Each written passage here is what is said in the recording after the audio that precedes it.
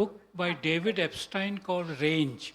And in that book, he is saying exactly this thing, that instead of getting to specialization at very earlier stage, let them be more generalists and then later on choose. And it has research to show that those who specialize later on were better off than those who specialize earlier on. This is very important because we have had this opposite view. So, for example, in India, to get a law degree, earlier you had to first have a graduate degree, only then you could do a law degree. But enthusiastic people like Madhav Menon, etc., said, नहीं वो 10+2 पे ही तय हो जाना चाहिए कि वो law करना चाहता है. And they created a whole integrated program at a national law school, etc. But this is completely against it. So this is what I thought I would add. Yeah, that is why I think nowadays liberal arts colleges are becoming more popular. Yeah. People want to do liberal arts and then they want to specialize in something else at the master's degree. But they should not forget their science. So science is fundamental. So you cannot say that arts in preference to science, because eventually science is. Yeah, liberal arts and sciences, like. Yeah. Liberal arts means. No, basic idea is that instead of narrow specialization, you should be a extended generalist and so on and so forth.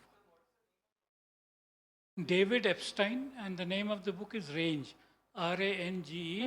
This is very, I've read it. It's a very good book. And one is Techie and Fuzzy. Forgetting the name of the author, maybe I will tell you later. Techie and Fuzzy is also how science is integrated now into that you've arts. Given me a chance to speak.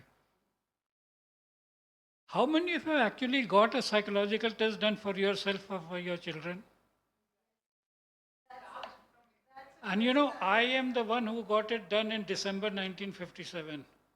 And I have got that report. And I tell this to people, it is amazing. They had done all the Stanford Binet test, the Rorschach blot test, all this kind of thing. And they've created a report about me, which is very interesting because it is giving guidance also that he needs to improve in this way, this is not so good, etc., etc. And what is amazing is that if it was available in 1957, or हम बात करें Bureau of Psychology, Allahabad, it is foolish for people not to rely on that at all or use that. So this is what is very funny about the world, that knowledge which is available, solutions which are available, people will not use. They will go to coaching institute to getting this thing. So, correct. So what I'm trying to say is that, and to a large extent, the psychologist profession is also responsible for it. The psychologist profession does not do anything to promote awareness amongst people themselves. I remember this, that when I was with IGNOU, we were doing entrance test.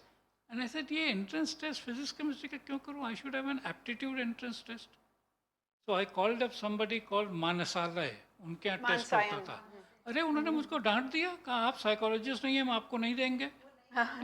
So what kind of a people are you? I mean, the psychologists. I am talking from a university. As a university, I am proposing as a university entrance test. I want to use dispositions and attitude rather than knowledge of the subject. And he says, no, you are not a psychologist. I cannot give it to you. So this is one of the big problems, that we need to make this awareness. Like dietitian, for example, now people have become very aware of diabetes. Everybody knows carbohydrate, protein, this. But in terms of psychological behavior, and I want to touch finally on suicide. That's my favorite topic. Suicide amongst young people, there is no awareness, no interest, nobody tells. They may not like to hear it, but it is parents who are directly responsible for the suicide of their children. It is what they've been doing instead of what they should be doing that is responsible for these things. But again, there is no such awareness. In fact, a popular program should be how to prevent your child from committing suicide. And I have said this, I don't have data for it. I think any reasonable person who has grown must have had suicidal thoughts during the lifetime. Right.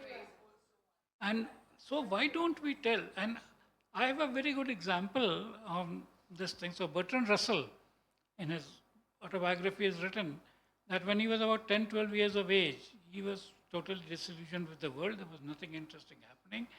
It was nothing. So he contemplated suicide. But his elder brother showed him a book on Euclidean geometry. So he said, thoda geometry ko padh leta hu, it's very interesting and so on. And I tell people that this is what you have to do with a suicidal tendency. You say, suicide to kabhi bhi kar sakte ho. From time immemorial, we have all died. So there is no urgency कि अभी suicide नहीं किया तो नहीं कर पाएंगे. Right? You will eventually. So do something for which you want to postpone suicide. कि आज ये करेंगे तो कुछ नहीं, दीवार पिक्चर देख लेंगे, कुछ करेंगे, but get them to postpone suicide for a while. And this is what happened to Bertrand Russell. वो 10-12 साल की उम्र में सुसाइड करना चाहता था, 90s तक जिंदा रहा, 4 बार शादी करी, सब कुछ करा, because he always found something interesting to do, and wrote Principia Mathematica, he wrote philosophy and so on. So I tell people that all you have to do is to convince the person to postpone suicide for a while and do something more interesting than suicide. And suicide तो कभी भी कर सकते हो ना, कोई उसकी time limit तो नहीं है ना.